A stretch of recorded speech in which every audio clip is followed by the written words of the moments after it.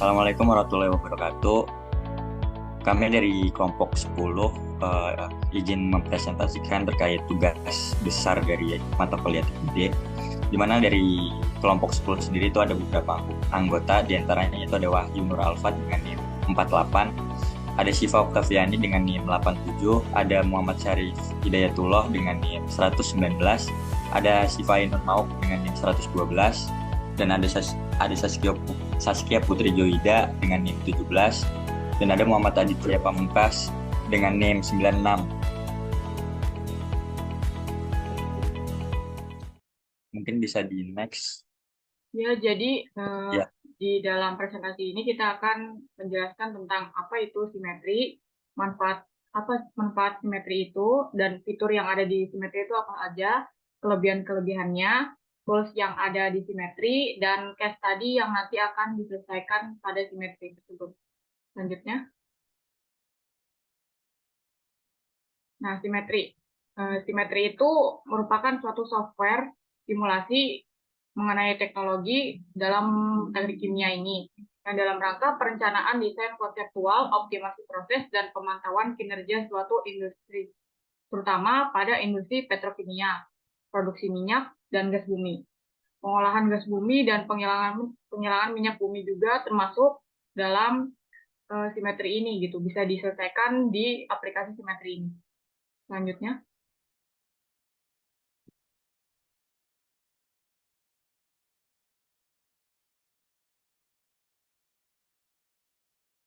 Selanjutnya itu ada manfaat simetri. Nah, software ini adalah salah satu software yang mana berguna dalam bidang keteknikan yang dimanfaatkan sebagai model simulator untuk satu atau beberapa rangkaian proses engineering yang berkaitan dengan bidang ilmu teknik, khususnya teknik kimia. Nah, selain itu, manfaatnya juga ada fleksibilitas dan penyesuaian, memungkinkan pengguna untuk menyesuaikan dan mengatur tingkat simetri sesuai kebutuhan desain mereka, memberikan fleksibilitas dalam prosesnya. Dan juga penelitian sains dan teknik dalam bidang ilmu pengetahuan, aplikasi simetri juga dapat digunakan untuk menganalisis struktur molekul, pola simetri dalam fisika, dan lainnya. Nah, ini aplikasi simetri ini sangat membantu para peneliti untuk memahami dan mengidentifikasi pola simetri yang penting dalam penelitian mereka.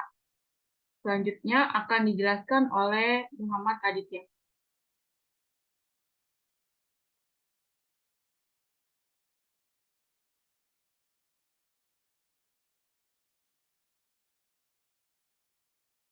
iya.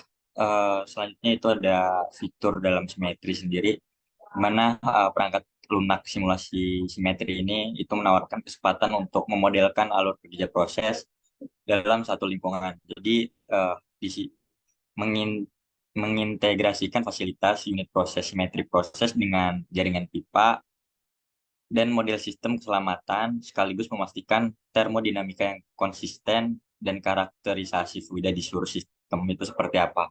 Nanti pendekatan ini memungkinkan suatu perusahaan untuk mengoptimalkan proses di sektor hulu, tengah, dan hilir sehingga memaksimalkan suatu keuntungan.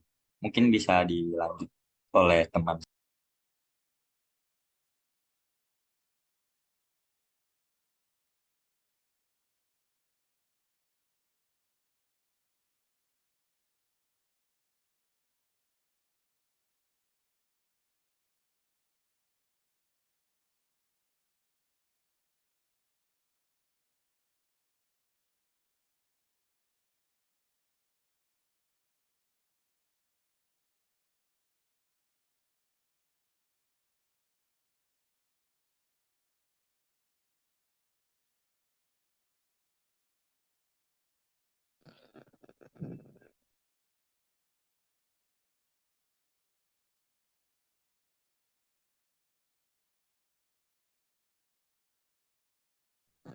Untuk kelebihan simetri sendiri, yaitu terdiri dari karakteristik yang konsisten dan model yang lancar di seluruh sistem.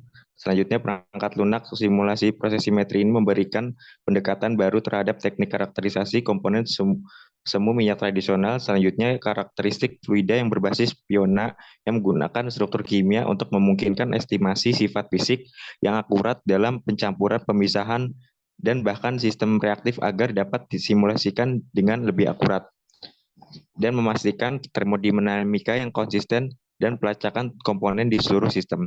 Next.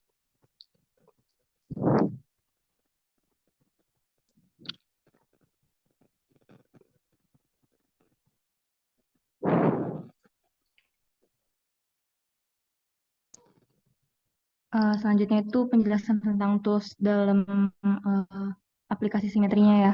Di mana pada gambar sebelah kiri ini merupakan jadi ketika membuka aplikasi simetri itu akan muncul seperti ini, yaitu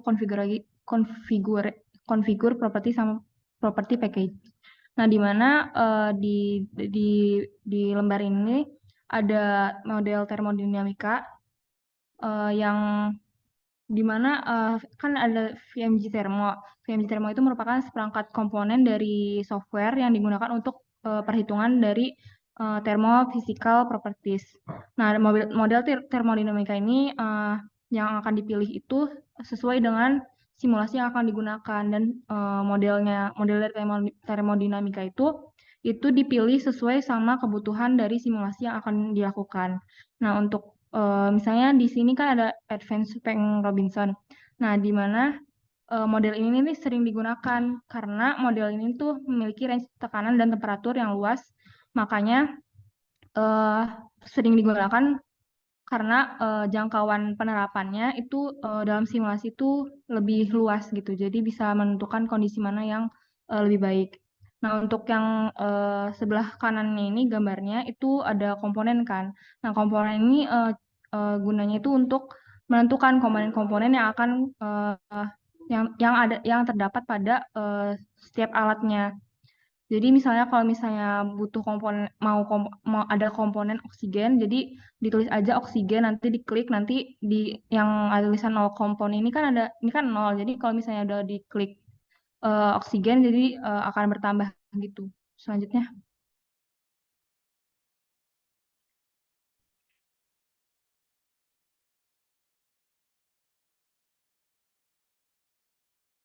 Nah, ketika sudah menentukan komponen sama model termodinamika yang akan digunakan pada simulasi, itu bisa memilih unit set yang akan digunakan. Di sini ada berbagai macam ya. Itu tergantung sama kebutuhan yang dibutuhkan gitu.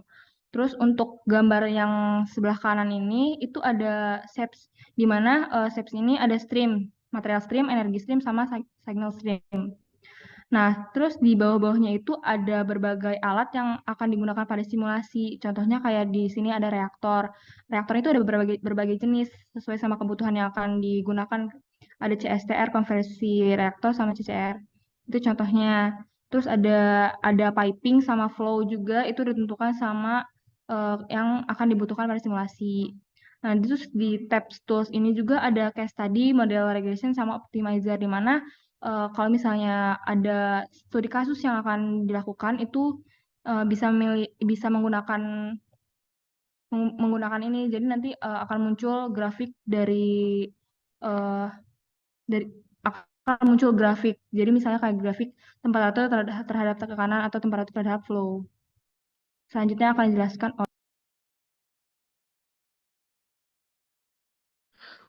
Selanjutnya untuk tools di simetri ini terdiri ada material stream. Material stream ini berfungsi untuk memasukkan data yang material akan diproses. Selanjutnya ada energy stream, itu menampilkan hasil berupa energi outputnya.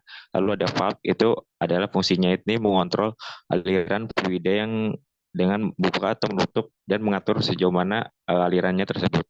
Selanjutnya ada heat exchanger, di mana ini adalah fungsinya untuk mentransfer panas dari suatu fluida ke fluida lainnya tanpa mencampurkan kedua fluidanya tersebut secara fisik. Lalu ada distilasi, di mana ini prosesnya ini pemisahan antara komponen cair berdasarkan titik didih mereka. Selanjutnya ada pump atau pompa, itu adalah fungsinya untuk mengalirkan si fluida ini ke tempat yang lain. dalam sistem. Selanjutnya akan dijelaskan oleh rekan saya.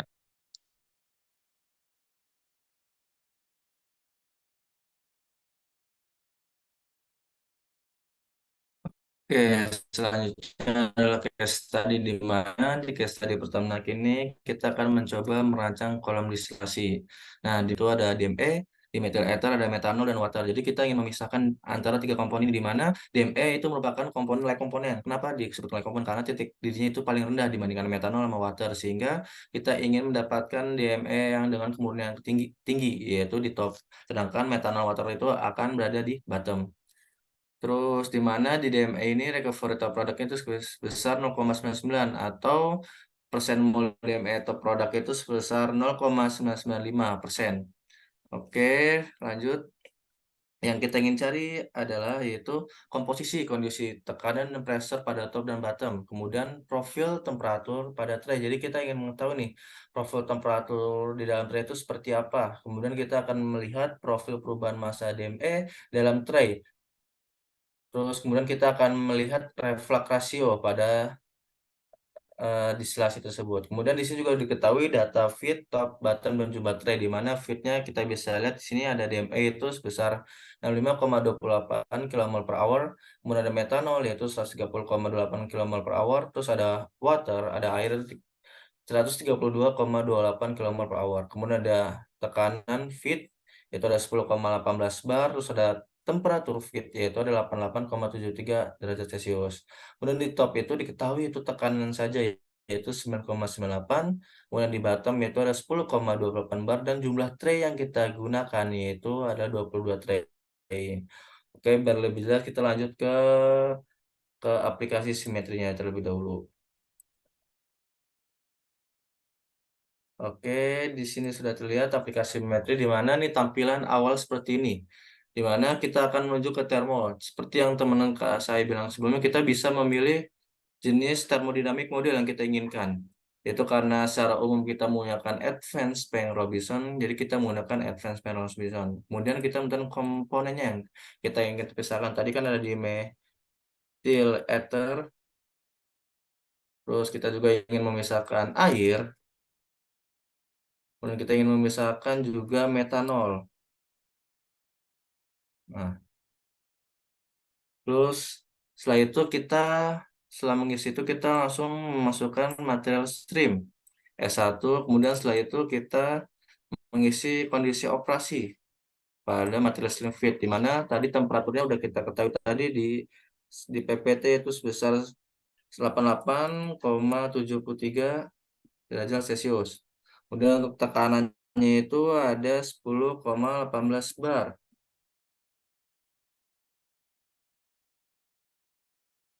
Terus ada mol flow-nya itu tinggal kita jumlahkan tadi antara laju mol DME, metanol sama water, yaitu total itu sekitar 327,84.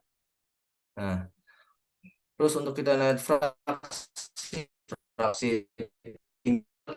kita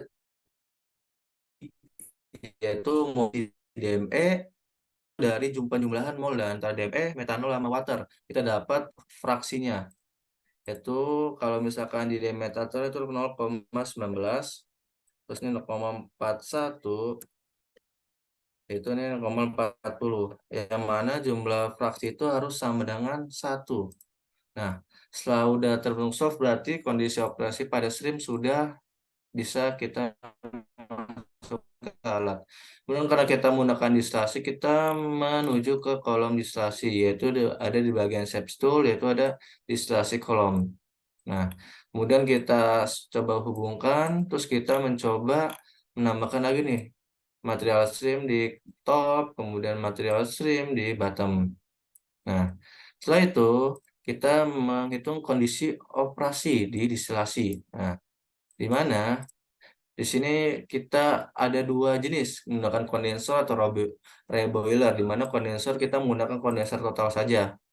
Di kondensor total ini produknya pasti dihasilkan itu berupa liquid. Kalau misalkan pasir berarti itu ada dua fase, ada vapor maupun air. Karena kita kondisinya maunya cair, kita menggunakan kondensor total.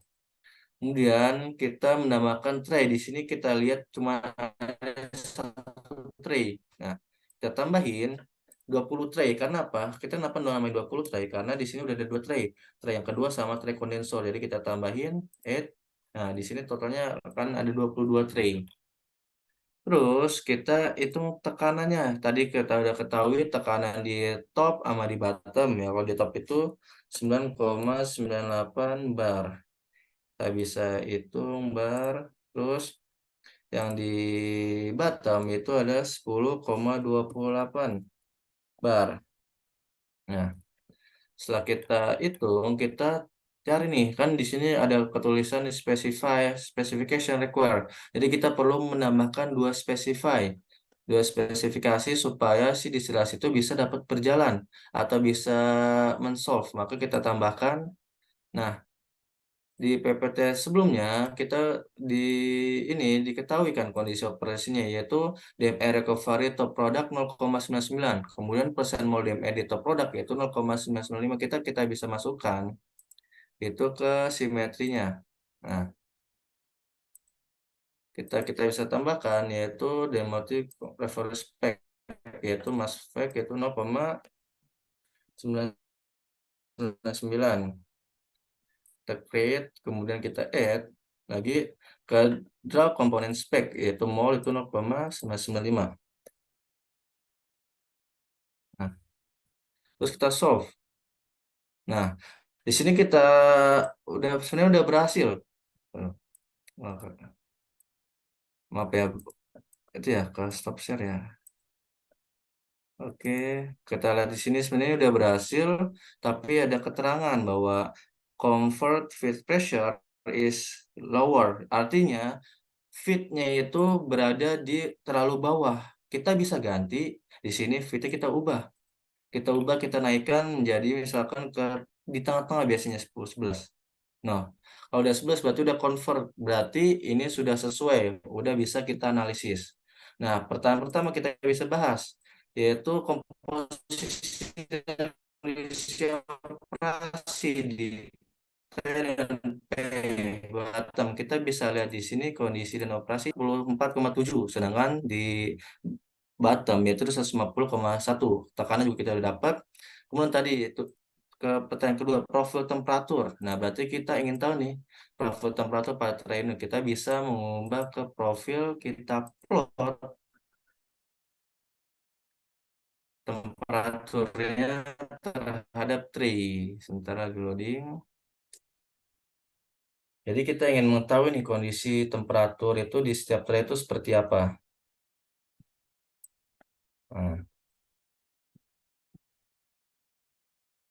Nah, di sini udah ada grafiknya di mana temperatur per stage, di mana semakin ke bawah stage maka temperaturnya akan semakin naik. Ini terbukti bahwa di bawah itu merupakan reboiler yang ingin ingin menguapkan heavy komponen sehingga perlu energi yang besar, maka temperaturnya itu akan naik seperti ini. Itu untuk jawaban kedua. Terus untuk jawaban ketiga yaitu profil fraksi DME. Kita bisa ubah ini, di sini kita lihat bahwa tidak ada yang kita tambahkan yaitu di sini. Kita tinggal cari L fraksi di metil etir. Di metil etil kita tambahkan. Nah, kita tinggal tambahkan. Terus tinggal kita secara otomatis nanti si simetri akan Nah, di sini kita bisa lihat bahwa di metil itu sebelumnya itu kan merupakan fraksi ringan sehingga ia pasti akan banyak di komponen top. Makanya kan dari sini grafiknya akan turun. Nah, jadi di stage pertama dia akan mengalami kemurnian tinggi, tapi semakin ke bawah stage maka fraksinya akan semakin turun karena dia termasuk light komponen. Sedangkan kalau di bottom itu termasuk heavy komponen. Makanya grafiknya akan seperti ini. Kemudian itu untuk jawaban ketiga. Lanjut ke jawaban keempat itu reflux ratio. Reflux ratio kita bisa lihat di sini refluxnya. Jadi reflux itu adalah laju alir atau flow yang kita kembalikan ke dalam distilasi. Tujuannya buat apa sih? Tujuan untuk memurnikan komponen yang kita inginkan. Nah, di dalam perhitungan ini reflux ratio-nya itu sebesar 0,6 Artinya 0,6 dimasuk 0,6% atau 60% dari si produk itu akan dimasukkan lagi ke distilasi, sedangkan sisanya itu akan dijadikan produk. Berarti 0,6 berarti 63% akan menjadi itulah jawaban keempat. Kemudian untuk studi case kedua akan dijelaskan oleh teman saya. Baik, selanjutnya di sini ada case study kedua, di mana kita akan mensimulasikan suatu proses dalam sebuah sistem operasi berupa stream reaktan dan produk yang disertai dengan reaktor PFR atau reaktor pipa yang pada umumnya digunakan untuk proses alir tanpa pengadukan, di mana reaktan yang mengalir di dalam pipa dengan arah sejajar dengan sumbu pipa untuk reaksi proses aseton menjadi metan dan keten. Nah, melalui case study disimetri, kita akan mengetahui pengaruh temperatur, tekanan, dan mass flow terhadap konversi aseton. Nah, untuk kondisi operasi simulasi yang akan kita lakukan nanti, kita menggunakan tekanan 150 kPa, suhu 760 derajat Celcius, mass flow dengan 8.000 kg per hour, dan fraksi mol untuk aseton, metan, dan keten ini 1:0:0. Baik, kita lanjut ke aplikasi simetri. Nah, di sini ada aplikasi simetri untuk tampilan awalnya. Di sini di bagian home kita pilih termo. Di bagian termo ini kita bisa memilih komponen yang akan kita simulasikan. Tadi itu ada aseton, ada metan, dan juga keten. So, kita klik down. Dari sini bisa kita ganti unit setnya menjadi SI. Di sini bisa kita mulai untuk rangkaian alatnya. Pertama kita pilih material stream 1 sebagai input, material stream 2 sebagai outputnya. Nah, karena tadi kita menggunakan reaktor PFR, jadi kita bisa cari reaktor PFR-nya. Nah, ini bisa kita sambungkan ke reaktor untuk input dan outputnya. Nah, di bagian input, tadi kita udah punya kondisi operasi, di mana tekanannya itu tadi, atau suhunya itu tadi 760, tekanannya 150, terus mass flow-nya tadi 8.000. Kemudian untuk fraksi mol dari asetonnya tadi 1, nah karena fraksi itu paling besarnya nilainya adalah 1, nah untuk metan dan keten itu nilainya 0. Yaitu solve. Nah, di sini kita menggunakan reaktor. Reaktor itu pasti terjadi proses kimia. Nih, di bagian summary, kita kasih nilai delta P-nya itu 50. Untuk out Q-nya itu 0. Nah, di sini kita pakai diameter dalam dari reaktor PFR yang kita simulasikan itu misalkan 50 cm. Dengan kekasarannya kita pakai 0,01. Nah, untuk volume dari reaktornya kita menggunakan volumenya itu 4 meter kubik. Nah, di sini di bagian reaction kita bisa add. Nah, untuk reaction name-nya ini bisa kita ganti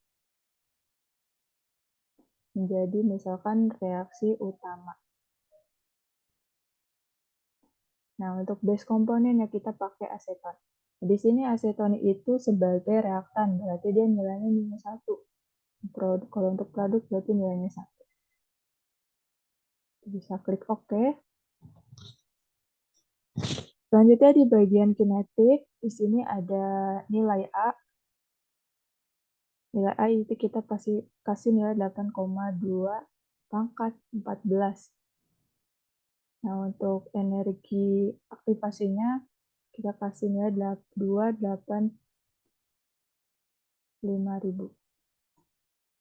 Nah, tadi aseton di sini nilainya 1.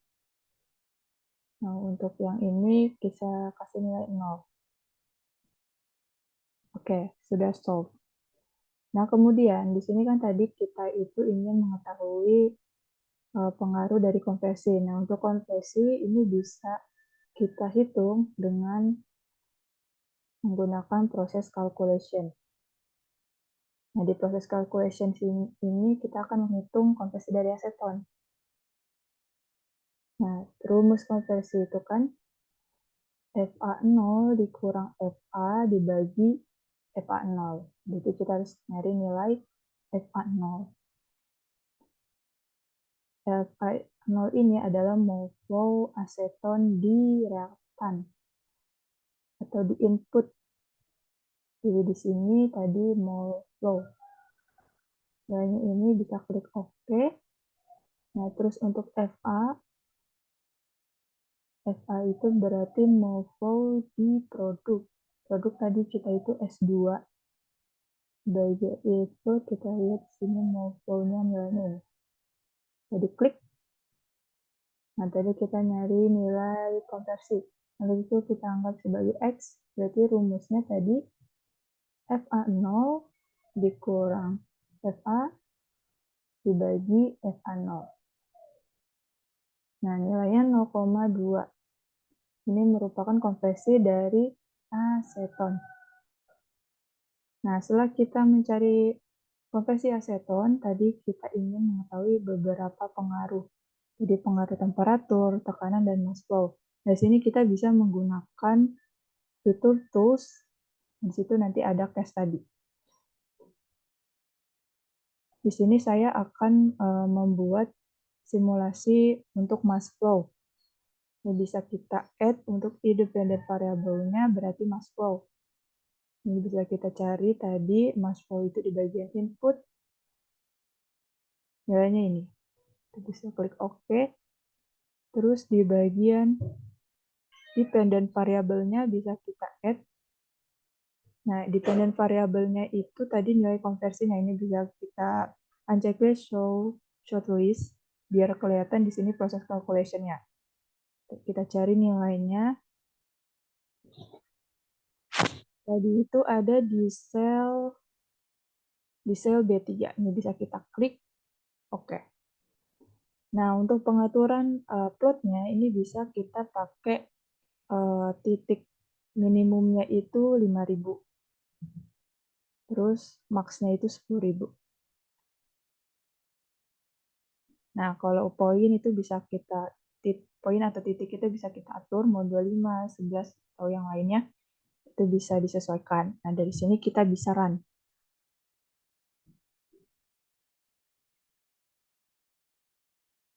Nah, berarti sudah di-run. Nah, untuk hasilnya kita bisa lihat di bagian plot. Nah, untuk pengaruh mass flow terhadap konversi itu dia menurun. Nantinya untuk case study yang baru itu kita bisa menggunakan temperatur ataupun tekanan. Kalau untuk temperatur dan tekanan itu dia semakin tinggi temperatur dan tekanan itu akan menghasilkan konversi aseton yang semakin tinggi. Nah, untuk mass flow ini dia semakin tinggi mass flow, dia akan menghasilkan konversi aseton yang semakin menurun. Nah, untuk temperatur, kenapa semakin tinggi temperatur itu konversi aseton semakin meningkat? Itu karena dengan meningkatnya temperatur akan mempercepat proses kinetika.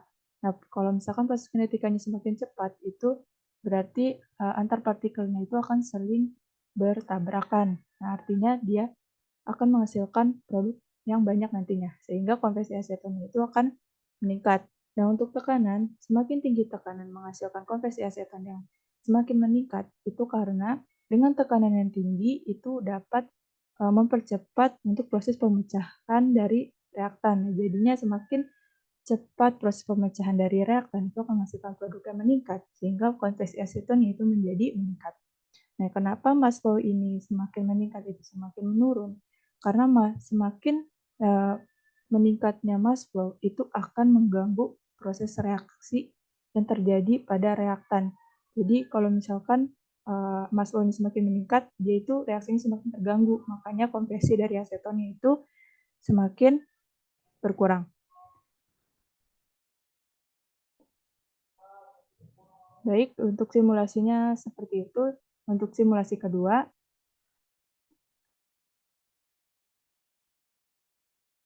untuk kelompok 10 cukup sekian. Mohon maaf apabila ada kesalahan. Terima kasih. Wassalamualaikum warahmatullahi wabarakatuh.